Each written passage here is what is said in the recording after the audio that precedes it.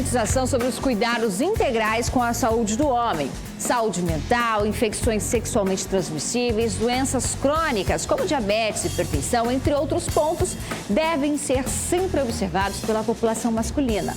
Todos os anos, nesse período, 21 países, incluindo o Brasil, preparam campanhas sobre a prevenção e diagnóstico do câncer de próstata, além de levar informações sobre a prevenção e promoção aos cuidados integrais com o cuidado da saúde masculina. E é por isso que o Viver Bem de hoje também adota essa campanha. E então a gente recebe aqui mais uma vez o urologista doutor Alessandro Prudente, que é muito bem-vindo ao nosso programa. Tudo bem, doutor? Tudo bem, Renata. Para falar sobre uma campanha especial, afinal... será que os homens estão sendo um pouquinho descuidados, desatentos com a sua saúde, doutor? Tudo bem? Tudo bem, muito obrigado pelo convite. Infelizmente, a gente sabe que ainda existe uma dificuldade, digamos assim, dos homens procurarem auxílio médico de uma maneira geral e em especial quando se trata de prevenção, de profilaxia. Doutor, isso seria por conta de um costume cultural? Assim, a gente percebe que as mães, elas levam as filhas na adolescência, quando estão entrando na puberdade, no médico. Isso não costuma acontecer muito com os meninos. Por que os homens deixam de cuidar da sua saúde, diferente das mulheres que procuram mais um médico rotineiramente?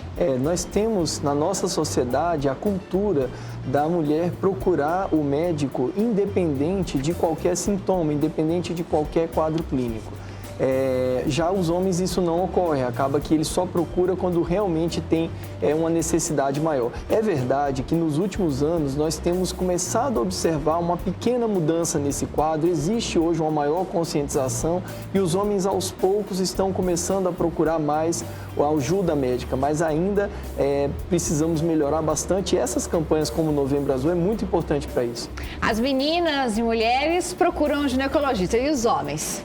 Os homens têm o urologista como uma referência, embora, como foi citado no início do programa, várias doenças fazem parte disso que a gente chama de saúde dos homens, então eles também podem ser vistos por clínicos gerais, por médicos de família, mas o médico que tem como referência para várias das doenças mais específicas do homem realmente é o urologista.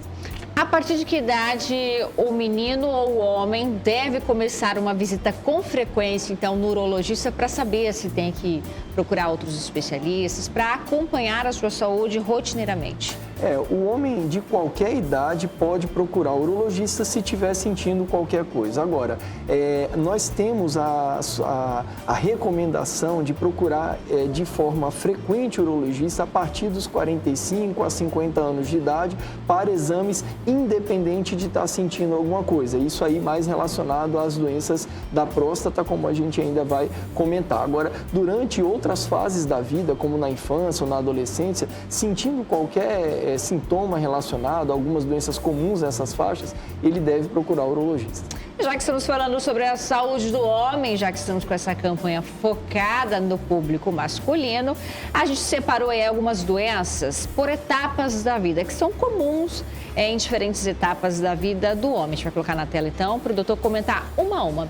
Na criança, os meninos costumam ter a fimose e o testículo não descido. O que seria a fimose, doutor? A fimose é bastante comum e é uma doença que faz com que a criança não consiga expor a glande quando a gente retrai a pele do pênis. Então, aquele excesso de pele que recobre a glande, a ponta do pênis, não é fimose. Mas quando você tenta retrair, não expõe a glande, aquilo pode dificultar a higienização, pode ter dificuldade em relação à urina, causar até algumas infecções, e isso é o que a gente chama de fimose. Geralmente, até o 3º ano de vida não é necessário tratamento, ou se faz tratamento apenas com aquelas pomadas, e a partir daí já se pensa em cirurgias para a correção de fimose em crianças que têm esse problema. Mas as mães já percebem normalmente nas crianças, então? Exatamente. E o testículo não descido? O testículo não descido é uma doença congênita, ou seja, a criança já nasce com esse problema, em que o testículo normalmente ele é formado no abdômen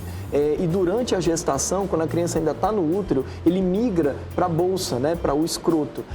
No entanto, em algumas crianças isso não ocorre e muitas vezes é necessário fazer exames e até cirurgia para a correção desse problema. É comum? É comum, mas por outro lado, embora seja comum, muitas crianças ainda podem ser corrigidas mesmo durante a infância, durante o primeiro ano de vida. Então, é importante durante esses exames iniciais, isso já é uma rotina dos pediatras, por exemplo, avaliar verificar a posição dos testículos. E isso pode ser feito pelos pais também. Certo. Seguindo a linha de vida dos homens, a gente tem os jovens. Começa ali quando está na juventude, na adolescência, começa a vida sexual do garoto e aí aparecem as DSTs ou até agora a nova nomenclatura, né, das ISTs. Comum, doutor? Bastante comum e, infelizmente, assim, os pacientes costumam tentar tratamentos sem procurar auxílio médico. Isso é muito frequente, tentar ou com algum colega, algum amigo. Às vezes por vergonha, né? Por vergonha, por não querer comentar sobre o assunto, não querer se expor. E isso é ruim, porque a gente sabe que essas doenças, elas podem estar muitas vezes relacionadas entre si ou a outras doenças, pode prejudicar alguma parceira. Então, é importante que ele tenha orientações adequadas, o tratamento pode não estar sendo certo, é muito importante procurar o médico nessas situações. Nessa fase da vida, a gente tem também a ejaculação precoce, justamente porque é quando os meninos iniciam a sua vida sexual. Comum, doutor? Outra queixa extremamente frequente. A gente tem diversas disfunções sexuais, das quais as dificuldades na ejaculação, a ejaculação precoce é a principal delas.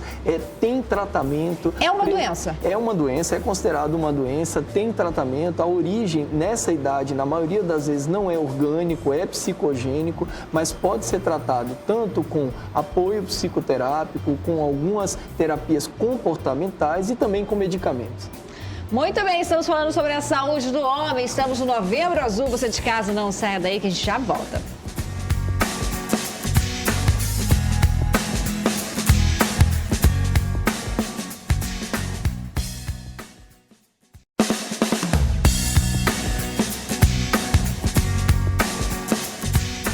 Muito bem, já estamos de volta com o nosso programa hoje dedicado ao público masculino. Você, homem, tem buscado realizar exames de rotina? Sabe quais exames e a partir de quando deve realizá-los? Então fique atento ao nosso programa que recebe hoje o Dr. Alessandro Prudente aqui conosco, urologista, para falar então sobre o Novembro Azul.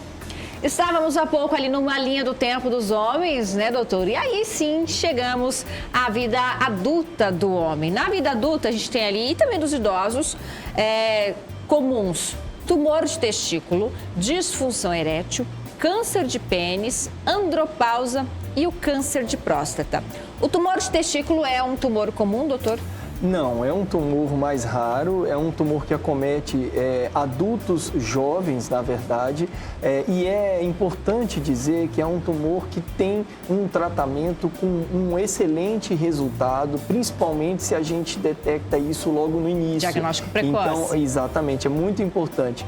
Nós temos vários exemplos de pacientes com excelente resposta e com um índice bom de cura mesmo, se você conseguir detectar inicialmente. Então, se houver alguma alteração testicular, normalmente é um tumor que você observa o crescimento do testículo, muitas vezes até sem sentir dor. O paciente não sente dor, mas sente um testículo aumentado. Muito importante ele procurar o quanto antes a ajuda médica. A gente pontuou ali também a disfunção erétil. Queria que o senhor comentasse. A disfunção erétil, assim como a ejaculação precoce que nós falamos, são as duas disfunções sexuais mais frequentemente observadas no consultório do urologista.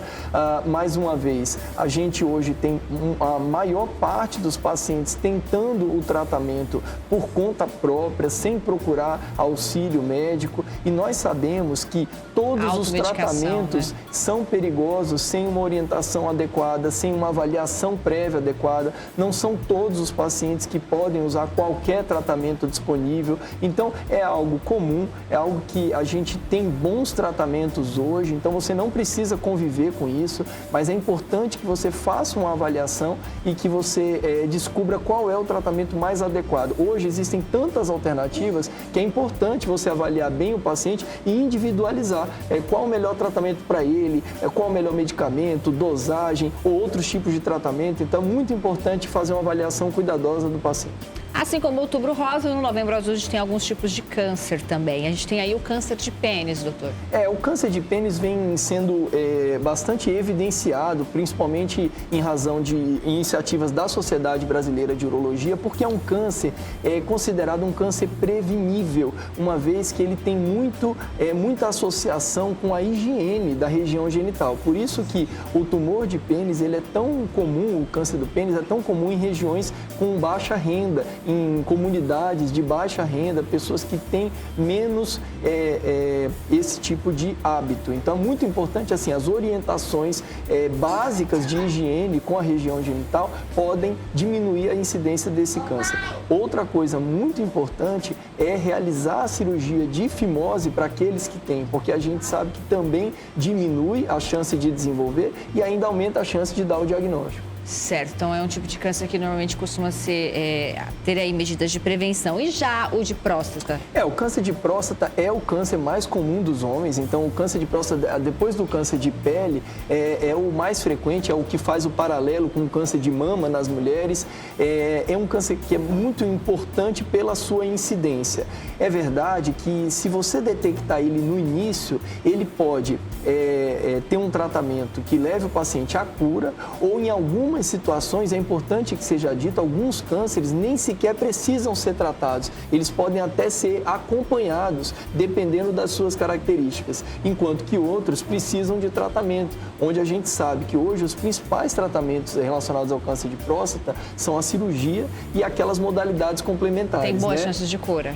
Com excelentes chances de cura, se você consegue a detecção no início da doença. Então, é muito importante essa campanha que estimula os homens e conscientiza a fazer os exames necessários. Vale a pena chamar a atenção para um detalhe: o câncer de próstata, na maioria dos casos, não causa sintomas. Não causa sintoma. Então, o paciente está completamente assintomático e pode estar desenvolvendo um câncer de próstata. Então, por isso é tão importante fazer exames periodicamente. Muitos homens deixam para fazer a avaliação apenas se está com algum problema. Eu não estou urinando bem, eu estou com dificuldade, aí agora eu vou procurar o médico. E aí, talvez, pode ser que seja tarde, né? As mulheres sofrem com a menopausa. Os homens sofrem com a andropausa? Existe uma certa redução do nível de hormônios ao longo da idade. Só que é bem diferente esse quadro nos homens, porque a gente sabe que todas as mulheres, a partir de um determinado período, vai ter uma queda do hormônio, que a gente chama de menopausa, com todos os sintomas que podem estar ali presentes. No homem, embora como essa queda é mais leve e leva mais tempo, não são todos os homens que apresentam esses sintomas, mas a gente sabe que uma parte deles pode ter problemas neurológicos, como problema de memória, de concentração, pode ter problema em relação à força física, pode ter questões relacionadas à sexualidade, então de desejo sexual reduzido, problema de ereção. Então, se você tem um quadro desse, que interfere de forma importante na qualidade de vida, se você tem um quadro desse, geralmente isso se dá a partir dos 50 anos de idade, é muito importante fazer uma consulta, dosar os hormônios e, se for necessário, fazer uma reposição. Certo. A gente está falando em saúde preventiva e diagnóstico precoce de muitas doenças, doutor. Então, ao longo da vida, que tipos de exames os homens devem realizar? Olha, a gente... Para a prevenção especificamente do câncer de próstata, a recomendação é que se avalie o PSA, que é um marcador, um exame de sangue que é feito para avaliar a chance de câncer de próstata, e também no exame físico, o toque retal, que é feito para poder avaliar a próstata. Como essa imagem aí está apresentando, está mostrando, é possível que durante o exame físico, você, através do toque retal, consiga palpar a próstata diretamente e detectar algum nódulo, algum caroço. A próstata é uma glândula que fica embaixo da bexiga e acima do canal da urina, a uretra. E aí, durante o exame, você consegue palpar diretamente algum caroço, algum nódulo. Por isso que o exame físico é tão importante. E nós sabemos que até 20% 100% dos pacientes com câncer de próstata têm o PSA normal. Então, apenas o PSA não é suficiente. É muito importante associar com o PSA o exame do toque retal para que você possa não deixar escapar um câncer que você poderia detectar no momento mais anterior, mais precoce. Como ainda existe todo um tabu em cima do toque retal, do exame de toque retal, a gente vai falar mais sobre esse assunto já, doutor. Depois do intervalo, que é bem breve, então você de casa não saia daí.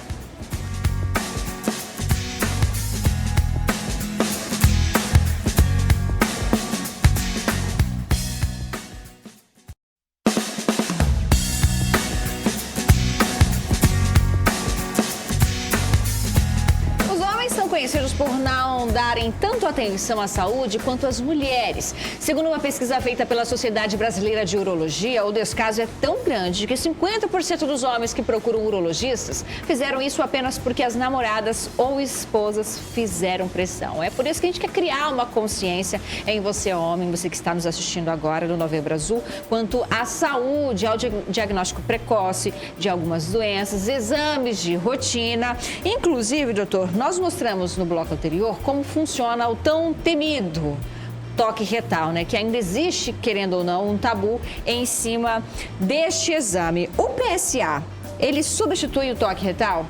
Não, o PSA é um exame complementar ao toque retal. Então, alguns cânceres são detectados com alterações do PSA. Cerca de 3/4 deles são detectados com alteração do PSA com um toque normal. E outros 25% são detectados só ao toque com o PSA normal. Então é importante que a gente faça essa associação entre os dois tipos de exame, de forma que a gente possa não deixar passar, não deixar escapar alguma doença que poderia ser detectada no momento melhor. O toque retal vai identificar somente o câncer? Não, o toque retal ele identifica outras alterações comuns à próstata, como por exemplo o aumento do volume da próstata que ocorre praticamente em todos os homens com a idade. Isso pode ser detectado. Além disso, algumas doenças infecciosas, infecções como a prostatite, infecção da próstata, também pode ser suspeitada através desse exame. Mas, sem dúvida, ele é mais frequentemente utilizado com o intuito de se avaliar a presença de um câncer de próstata. A partir de que idade? A Sociedade Brasileira de Urologia recomenda a partir de 50 anos de idade para todos os homens, mas existe uma categoria em que se recomenda o início mais precoce, a partir de 45 anos. Seriam aqueles que têm parentes com câncer de próstata. Eu tive o meu pai teve câncer de próstata, o meu irmão, então deve começar mais cedo. E aqueles também de raça negra também devem começar, porque a gente sabe que esse é uma etnia na qual se observa o câncer mais cedo e também mais agressivo. Então é muito importante começar aos 45 anos. Com qual frequência? Se recomenda anual, Então, para todo mundo, para guardar como mensagem anual. Agora, dependendo do caso especificamente, se não existe nenhuma suspeita, isso pode ser feito até bianualmente. Então, a próstata, como o senhor disse, a partir dos 50 anos pode apresentar outras alterações que são identificadas ali no toque retal. Exatamente. Certo. Hábitos alimentares, a prática de exercícios físicos, são fatores que a gente pode pesar aí, considerar na diferença da expectativa de vida entre mulheres e homens, doutor? Sem dúvida. O estilo de vida tem um impacto que a gente reconhece cada vez mais importante e é claro que não apenas relacionado a essas doenças que nós citamos aqui, doenças da área da urologia, como doenças da próstata e tal, mas principalmente para doenças crônicas, para a expectativa de vida de uma maneira geral. Então a gente sabe que hoje doenças como a hipertensão, como o diabetes, são muito importantes e levam a um importante risco para a vida e para a qualidade de vida dos homens. Então, o estilo de vida e os cuidados são muito importantes. Como perder o medo de realizar exames, doutor? Já que a gente falou ali, citou justamente o exemplo do toque retal como um preconceito, ainda existir um certo preconceito, um certo tabu do homem quanto à sua sexualidade, se vai realizar o exame. Como perder esse medo? Eu acho que é muito importante entender qual é o objetivo desse exame. Primeiro que o toque retal ele faz parte de uma avaliação completa. Ninguém vai no médico para fazer o toque retal. Você vai para fazer uma avaliação da sua saúde. É feito o exame físico completo e faz parte do exame físico completo o toque retal. É feita a solicitação de exames para complementares que vão ajudar a entender melhor como você está. Então, tem toda uma conversa na qual você entende se o paciente tem alguns sintomas naquele momento, entendeu? Tira dúvidas, esclarece. Então, a consulta, ela é muito mais do que um momento de fazer um exame físico específico, um detalhe do exame físico. Então, acho que quando você vai para cuidar da sua saúde, você vai em respeito àquelas pessoas que gostam de você, né? Então, os seus familiares, você sabe que querem que você esteja ali do lado e querem que você esteja bem. Esse é o principal motivo que deve levar os homens ao médico. Já que estamos falando especialmente dos homens hoje, quando que isso encerra a capacidade reprodutiva do homem? Não existe um limite determinado, uma idade a partir da qual não é possível mais, por exemplo, um homem ter filhos. Não existe, como é diferente com as mulheres, onde nós temos uma limitação por conta da produção dos óvulos, que são as células, né, reprodutivas das mulheres. No entanto, nós sabemos que a partir dos 50 anos de idade existe uma redução na capacidade reprodutiva, tanto por conta da queda dos hormônios, quanto pela até própria produção dos espermatozoides, que são as células reprodutoras do homem. No entanto, não existe um limite, então ele pode, tanto é que a gente tem hoje em dia diversas histórias de homens com filhos mesmo em idades mais avançadas, né? Então existe essa possibilidade. Mas como há essa redução, é interessante que o homem tenha uma certa limitação de prazo para ser pai, para ter filhos, por conta da genética, do bom desenvolvimento daquela criança? Nós sabemos que tem diversos outros fatores que influenciam nessa paternidade, né? Então, desde questões sociais, econômicas, genéticas, como você falou, a saúde, a relação matrimonial. Então, tem um conjunto de questões que influenciam. Olhando especificamente do ponto de vista biológico, isso se estende um pouco mais aos homens quando comparado às mulheres, mas mesmo assim, a gente sabe que a probabilidade de um homem ter filhos a partir de 50 anos vai reduzindo ao longo do tempo. A gente quer agradecer a sua participação, viu, doutora? Afinal, é um período muito importante, é uma mensagem importante para os homens de casa. Agradeço. Viu? Eu quero deixar assim como uma mensagem para que os homens aproveitem esse mês, não apenas esse mês, é o ano inteiro, na verdade, mas esse mês em especial, porque é o momento em que a gente está conscientizando os homens para que procurem, seja o seu clínico, seja o médico do posto, seja o médico de família, seja o urologista, mas que façam uma avaliação completa, vai medir a pressão, vai dosar a glicemia, vai cuidar dessas doenças, vai receber uma orientação e também vai ver todas aquelas doenças relacionadas aí à próstata, como a gente discutiu. Espero que você de casa tenha gostado. No próximo fim de semana estamos de volta. A você um ótimo dia. Tchau, gente.